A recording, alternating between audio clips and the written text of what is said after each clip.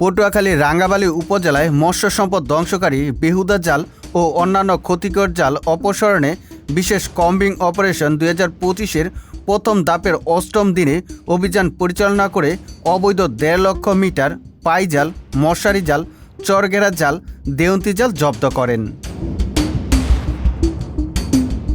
রোববার সকাল 10টা পর্যন্ত উপজেলার তেঁতুলিয়া নদীর চর বাংলা এলাকায় বুড়ো গৌরাঙ্গ নদী, সোনারচর ও বঙ্গোপসাগরের মোহনায় অভিযান পরিচালনা করে উপজেলা মৎস্য বিভাগ।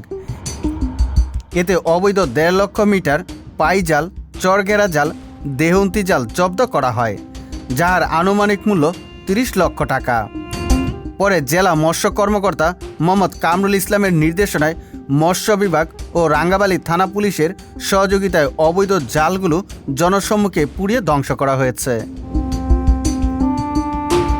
অভিযানকালে রাঙ্গাবালী উপজেলার সামুদ্রিক মৎস্য কর্মকর্তা SM শাহজাদা রাজু, রাঙ্গাবালী থানার SI মোহাম্মদ কামাল, অফিস সহকারী মোহাম্মদ নেসার উদ্দিন, SM জাহিদুল ইসলাম সহ অত্র দপ্তরের সহকর্মীবৃন্দ উপস্থিত ছিলেন। মৎস্য সম্পদ সুরক্ষায় এই অভিযান অব্যাহত থাকবে।